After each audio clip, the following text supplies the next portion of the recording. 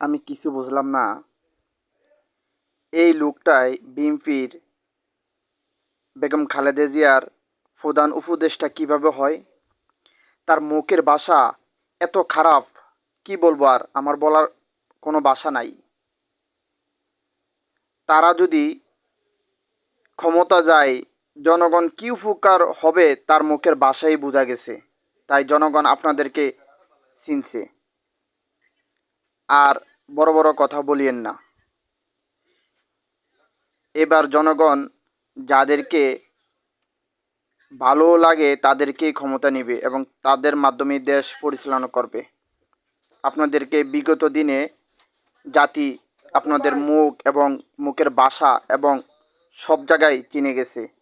তাই আর আগামীতে জনগণ ভেবেচিন্তে যেই দল ক্ষমতা চালানোর যোগ্য আছে তাকেই ক্ষমতায় বসাবে। আপনাদেরকে জনগণ চিনে গেছে। দেখুন আপনারা তার মুখের ভাষা কি বলে সে। নৌকা ধানের শীষ, দুই সাপের একই বিষ।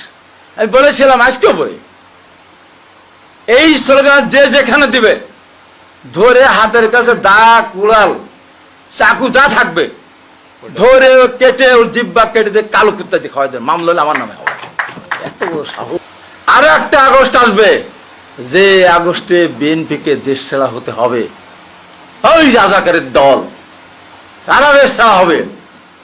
কাদের দেশ ছাড়া করতে বলো? কথা বলার সময় হিসাব করে বল না।